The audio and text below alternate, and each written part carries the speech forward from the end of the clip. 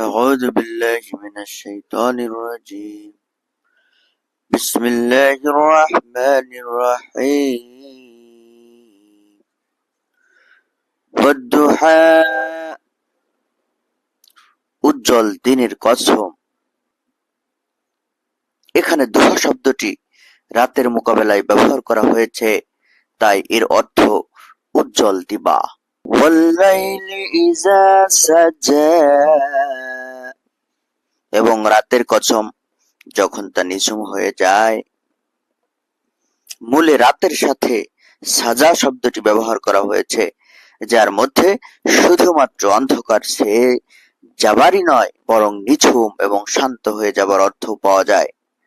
মা ওয়াদ্দাআকা রাব্বুকা ওয়া মা ক্বালা, হে নবী, তোমার রব তোমাকে কখনো পরিত্যাগ করেননি এবং তোমার প্রতি অসন্তুষ্ট হননি।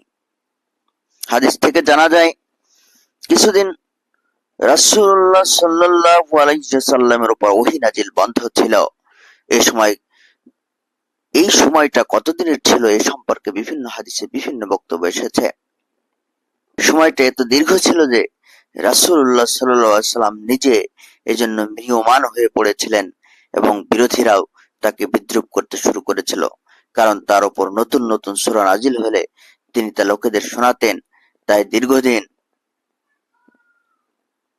দীর্ঘদিন যখন তিনি লোকদের কোনো ওহী শোনালেন না, তখন বিরোধীরা মনে করলো এ কালাম যেখান থেকে আসতো সে উৎস বন্ধ হয়ে গেছে।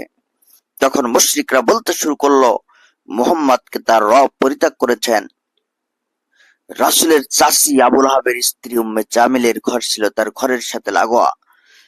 এই উম্মে জামিল বিশ্বনবীকে ডেকে বলল, মনে হচ্ছে তোমার শয়তান তোমাকে পরিত্যাগ করেছে। হযরত ইবনে আব্বাস রাদিয়াল্লাহু আনহু থেকে বর্ণিত, তিনি বলেন, কয়েকদিন পর্যন্ত জিবরিল আসা বন্ধ থাকার কারণে রাসূলুল্লাহ সাল্লাল্লাহু আলাইহি ওয়াসাল্লাম পেরেশানির মধ্যে পড়ে গিয়েছিলেন।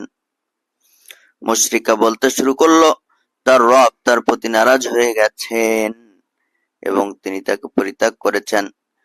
এই অবস্থায় রাসূলুল্লাহ সাল্লাল্লাহু আলাইহি ওয়াসাল্লামকে সান্ত্বনা দেওয়ার জন্য সূরাটি নাজিল হয়।